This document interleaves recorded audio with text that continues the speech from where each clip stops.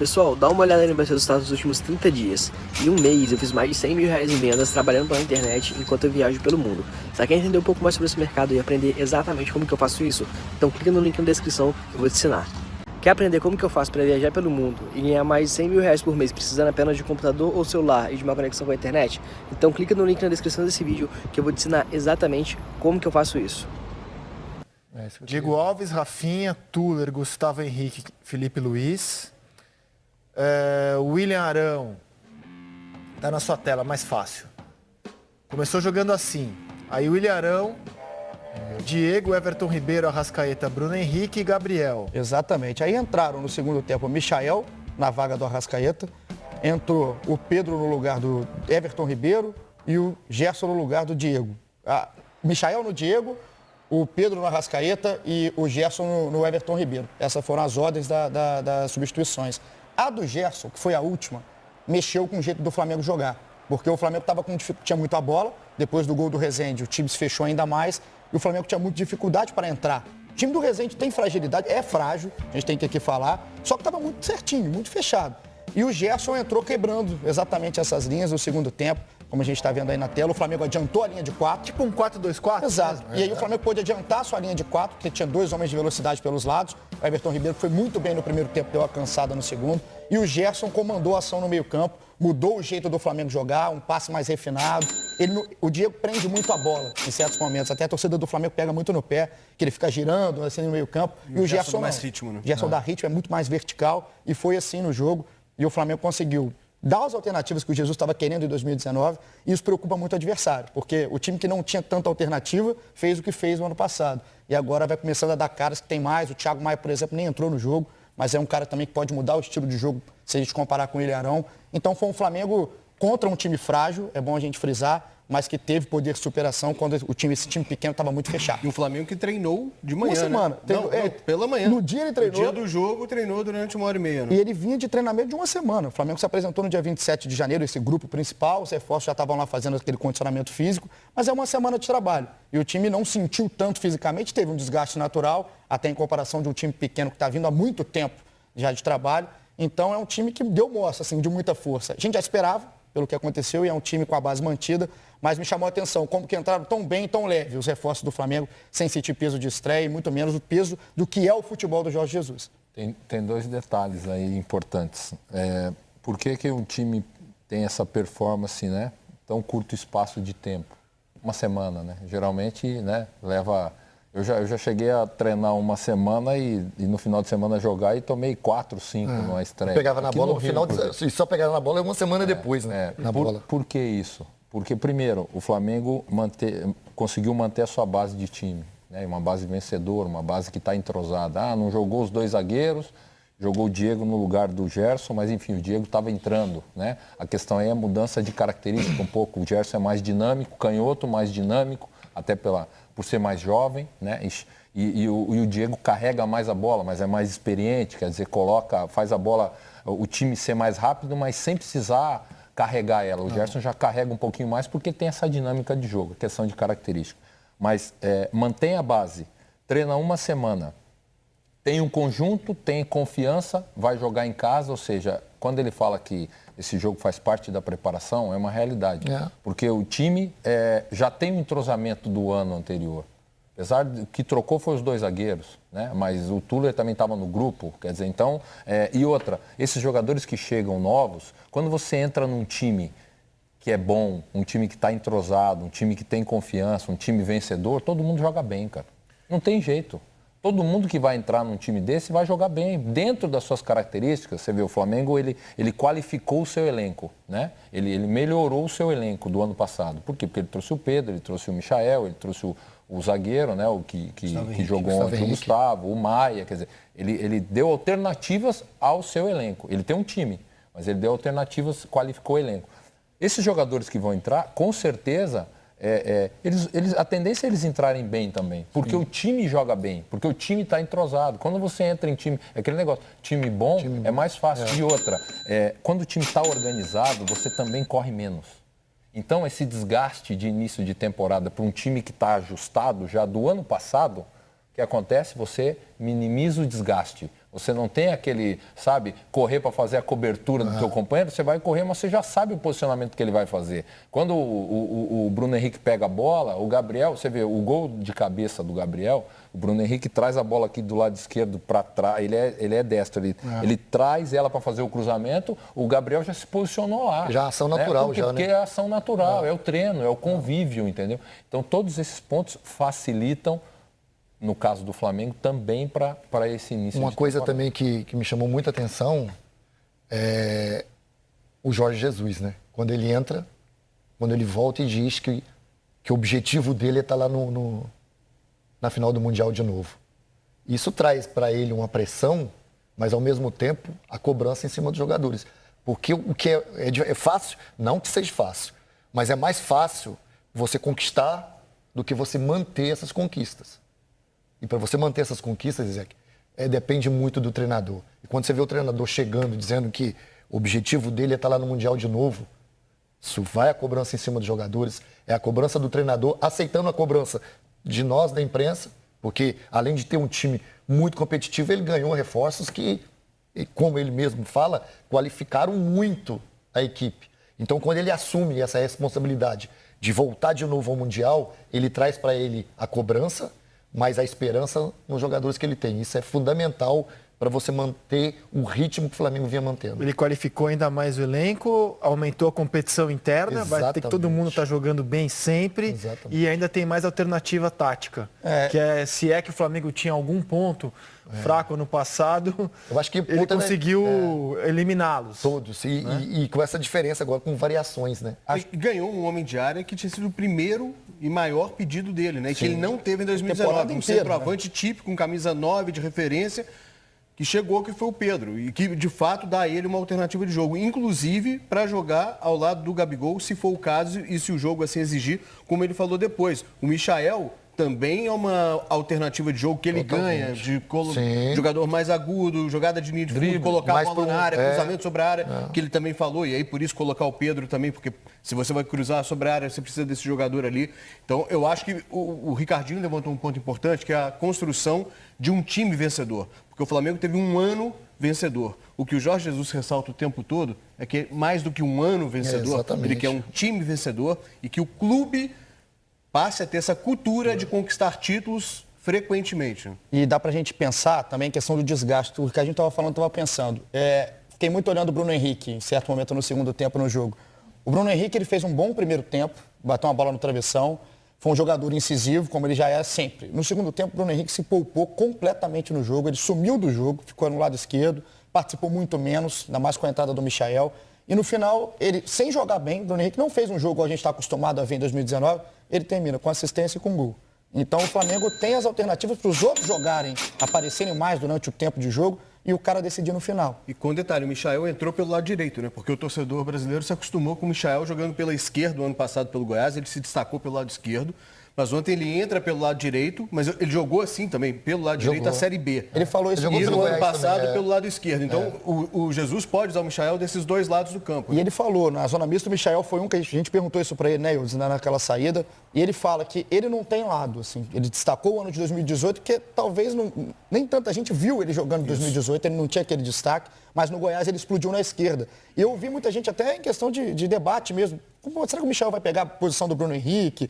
Ele consegue jogar em outro lugar? E ele falou que para ele na direita também vai se adaptar. Ele não acha que o Michael ontem tenha feito um grande jogo. Mas o Michael entra e faz uma coisa que o Bruno Henrique faz do lado esquerdo. Isso. Que ele dá o salseiro, ele vai para cima, ele é ousado e ele tem muita perna. Você para de ver perna do Michael. Então, assim, ele vai ser um cara útil. Levanta a torcida. Levanta a torcida, principalmente isso. Ele vai ser produtivo e ele chama a torcida. A torcida vai com ele, ele é um cara naturalmente caricato, naturalmente carismático. Então ele levou a torcida do Flamengo sem fazer muita coisa, já apresentando suas principais características, que são velocidade, o controle de bola muito perto do pé, né? E a ousadia principalmente, né, Paulo? Você está falando do Michael, me ocorre perguntar, e o Vitinho? A pergunta que todo mundo se fez ontem no final do jogo. Ele estava no banco. Estava todo mundo relacionado e o Vitinho não foi utilizado.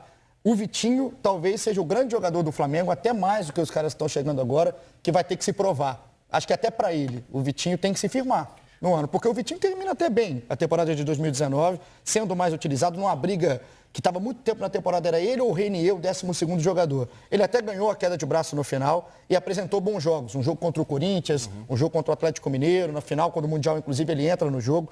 Só que o Vitinho, ele é muito pouco intenso. A gente até brinca com ele que ele é muito pouco intenso. Introvertido também. Ele é mais daquele jeito. Então, e um assim, time que é muito intenso. Muito. Só que e o Vitinho tem uma coisa que talvez seja o melhor desse elenco e ele não está conseguindo usar tanto no Flamengo, que é a finalização de fora. O Vitinho bate com as duas pernas. O primeiro gol dele no Flamengo, se eu não me engano, é contra o Internacional.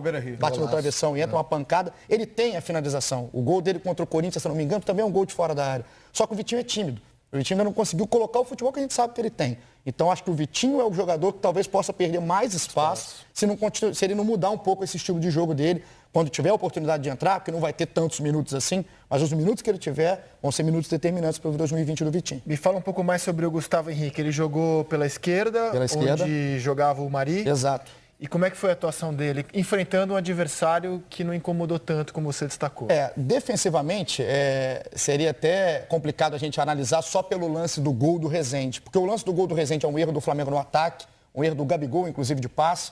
E aí é uma jogada em velocidade que fica claro, Rizek, assim, quando a gente para olhar o Gustavo Henrique, até pelo tamanho, pela característica, não é a dele a velocidade. Não é um zagueiro lento, mas ele também não é um zagueiro que tenha muita explosão. Então ele está um pouco mais atrás da imagem que a gente está vendo.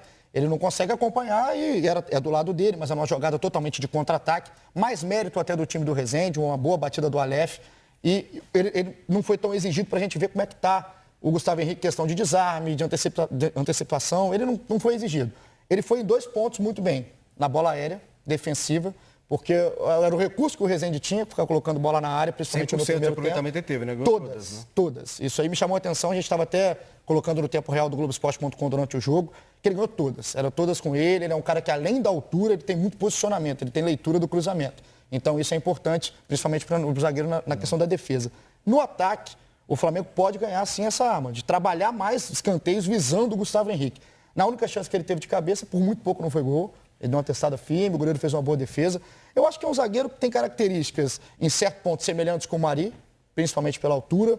E é um cara que tem essa bola aérea. Mas, na comparação imediata de quem deve pegar essa vaga junto entre ele e o Léo Pereira, acho que o Léo Pereira se aproxima mais do Mari. Na questão de técnica, na questão de saída de bola. Acho que ele fica mais à vontade saindo a bola, principalmente porque ele foi trabalhado com o Thiago Nunes, que tem um estilo de jogo até parecido, mais próximo do que gosta de jogar o Jorge Jesus, que é o zagueiro trabalhando junto com o Arão, que mais faz de essa saída, né? de mais de construção. Então acho que vai ser uma briga boa. O Gustavo leva melhor em alguns pontos, o Léo leva melhor em outros, mas é uma briga boa. E ontem, no jogo contra o Rezende, o Gustavo teve uma partida segura, uns 90 minutos, ele jogou o tempo inteiro, ele do lado esquerdo, o Tuller do lado direito, fez uma partida ok, uma partida honesta do Gustavo Henrique na sua estreia. Vamos fazer uma análise tática do terceiro gol do Flamengo, o gol do Bruno Henrique, que tem a participação de 2 jogadores estreantes na noite. O Gerson com a bola, vai tocar para o Michael. Olha, a transição do Pedro. O Pedro já passa no meio ali. Isso. E o Bruno Henrique se apresenta no meio da área, com o Pedro dando passo. O Bruno Henrique antecipa o zagueiro antes de fazer o gol. Ele tem a leitura muito certinha da jogada, de onde vem o passe. E é isso. É pelo lado direito. O Gabriel estava pela esquerda aberta. E ele faz muito isso no jogo. E essa hora, que é desse gol, assim, o Gabriel já tinha feito dele. O Gabriel estava louco para fazer um gol. Tava na cara que ele estava louco. Ainda mais quando o Pedro participa da jogada do primeiro gol, ele estava maluco para fazer o gol. E ele faz o gol com muita qualidade, que é o segundo. E esse terceiro gol é o Flamengo com as suas alternativas. O Michael pelo lado direito, como o Wilson destacou, achando o Pedro, já fazendo uma transição, fazendo um movimento, porque o cara que está no meio campo, ele depende do movimento do atacante. Então o atacante fez o movimento e aí o Bruno Henrique e o Gabigol trocaram de posição. Isso. O Gabigol vem para trás e quem faz a função ali de um homem de referência na jogada. Não, isso que o Rizek destacou é importante pelo seguinte, porque os 3, na verdade, estão com posições invertidas ali. Porque quando o Gabigol sai, normalmente, como o Bruno Henrique ocupa a faixa esquerda, o Gabigol cai mais pela direita. Então, em tese, se o torcedor imaginasse, você teria o Gabigol, o Pedro e o Bruno Henrique. Estava completamente invertido, né? Eles Pedro, Bruno Henrique e Gabigol. Então, eles os 3 rodaram ali. E é muito pouco tempo para a gente falar que isso é um estudo, mas são jogadores diferentes. Jogadores que conseguem se adaptar rapidamente no meio do jogo. Perguntar para você, atacante, que adora ter sido artilheiro, ter as marcas. Pô, é a sua carreira, né? O Igor tá lá no dia a dia. Pessoa lá de dentro me contou que o Gabriel, assim, cara, e eu acho isso mó barato, é super competitivo, assim. O jogo é 3-0, ele fala, pô, mas eu não fiz o meu hoje. O outro é que foi o melhor em campo hoje, o outro é que ganhou o prêmio. E ele fica mordido, assim, é um cara mordido, assim. Incomoda muito, muito. O Ricardinho sabe que tem jogadores que para ele, o importante, lógico, o importante é a vitória. Mas ele tem que fazer gol. E não adianta você fugir dessa situação. É uma coisa do próprio atleta. Tem jogador que gosta do passe, que se sente feliz em dando assistência. O jogador de futebol, principalmente, um estilo como o Gabriel, como o próprio Pedro, eu não vejo muito isso no Bruno Henrique, apesar que já está gostando. Quando o jogador começa a gostar de fazer gols, ele não consegue passar em branco. É porque o Bruno Henrique parece estar em outro mundo. Ele está em um mundo da lua, ele está ali, do nada ele faz. Mas ele, esse ano no Flamengo de 2019, a gente via que ele se incomodava também quando não fazia. Maior número de gols da carreira dele. Exatamente. E é muito bom quando você acostuma a fazer gol e quando você passa um jogo que você sabe que você poderia ter feito e não fez, isso incomoda. O Gabriel foi o grande personagem da final da Libertadores. E aí comentou com uma pessoa lá, pô, mas eu não fui o craque da competição. Pô, mas, cara, você fez tudo, cara. Você fez os dois gols. Foi artilheiro. Foi artilheiro, virou até o Rei da América depois. Não, mas eu não fui o craque da competição. Faltou ser também o craque da competição. Fominha. E isso é ótimo. Claro. Isso é ótimo. A gente não pode reclamar disso nunca. Ele fez uma aposta, para ver esse nível de competitividade, ele fez uma aposta ontem com o Jorge Jesus que ele ia fazer um gol de cabeça. Ele falou isso com a gente na zona mista. E aí ele fez o gol de cabeça, passou falando, tá me devendo um vinho, o Jorge Jesus, que eu apostei que eu fazia, porque não é muito a dele, do Gabriel fazer o gol de cabeça, mas aí ele apostou, ganhou o primeiro vinho aí da temporada. O Portugal tem bonzinho. Vai passar bem, né? Vai passar bem. Eu não sei se o Jesus é Sovina, de repente, né? Jesus tem cara de ser Vai dar um Sovina, vinhozinho barato, vamos ver.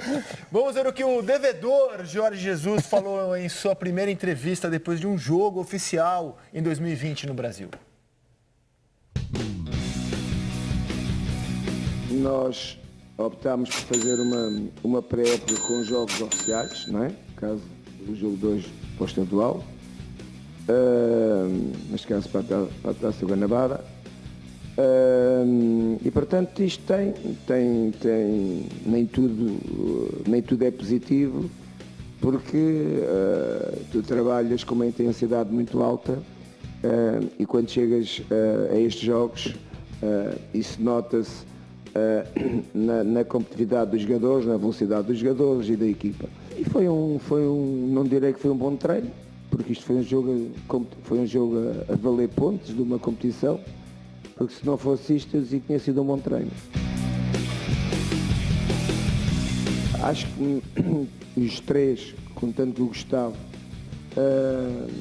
estiveram bem. Os dois jogadores que entraram, os dois jogadores ofensivos, o Pedro e o Michael, mexeram com o jogo. Eu também sabia que isso ia acontecer. Era preciso termos mais poder na área. O Pedro é um jogador com as características completamente diferentes do Gabigol e do Bruno. E sabíamos nada, mas acreditávamos que o Pedro, que a entrada dele, a equipe ia ter mais poder dentro da área. Acreditávamos que com a entrada do Michael a equipe ia ter mais cruzamentos.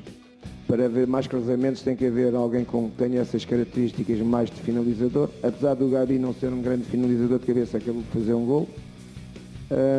E portanto temos várias soluções, várias variantes este ano em termos de qualidade e de quantidade que acho eu, na minha opinião, a equipa do Flamengo tinha o ano passado. E o Gustavo está a trabalhar comigo há uma semana, tem alguns princípios ainda, não são os meus, eu como sou o treinador, não é? E portanto vamos com o tempo corrigindo essa forma de olhar para o jogo quando ele está na ação defensiva, não é? E isso originou não só o gol do Rezende, mas antes disso eu já estava a os alertar, tanto para o Tuller como para o Gustavo, que eles estavam-se a posicionar mal em função ao ponta de lança. Mas isso é o nosso trabalho e o Gustavo vai de certeza perceber qual é a nossa forma de defender mais rapidamente possível. Porque ele também tem valor para isso, é um jogador muito poderoso no jogo aéreo, tanto defensivo como ofensivamente. E agora vai perceber coletivamente como é que a equipa defende, porque isto não, na minha opinião,